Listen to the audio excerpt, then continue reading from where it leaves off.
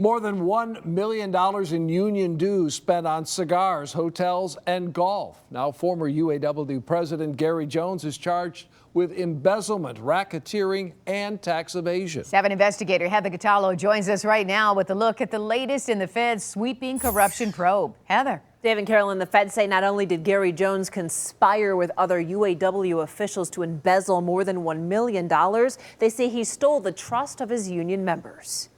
Today, we are another step closer to ridding the UAW of its corrupt leadership and returning the union to the hard-working men and women who work there. He billed himself as a reformer in a corrupt union. Instead, the Feds say former United Auto Workers president Gary Jones stole $1 million in union funds. And they say Jones used that money to buy luxury items for himself and other union officials. 5 sets of custom-made golf clubs specially designed by a golf pro, horseback riding on the beach, over $60,000 in high-end cigars, humidors, and cigar paraphernalia. Today, U.S. Attorney Matthew Schneider, along with top FBI, IRS, and Department of Labor officials, announced embezzlement, racketeering, and tax evasion charges against Jones.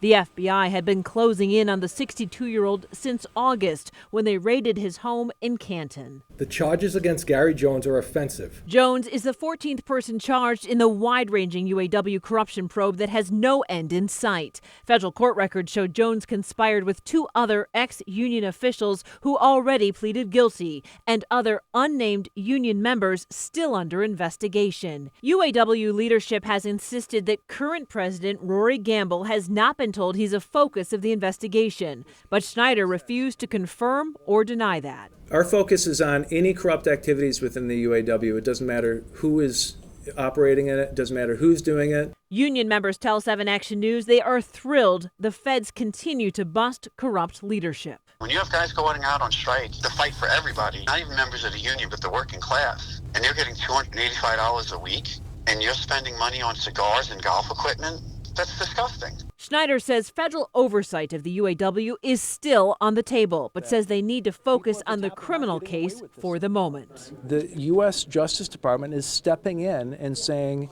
enough. We have to bring this to an end.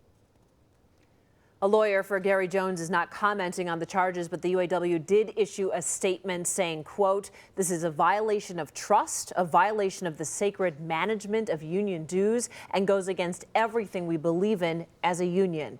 Jones and all who betrayed the trust of our union should be held accountable to the fullest extent of the law with no exceptions." Now, Jones is charged in an information. He has not been officially indicted. That's often a sign that a plea deal is in the works. The U.S. Attorney says they will wait and see about a guilty plea, but the feds say they're still looking for additional cooperation from people within the union, and they want those tips to keep coming in. They are continuing to come in, but they want as much information as possible. Yeah, clearly this is not done. Not over. Yeah, Heather, thank you.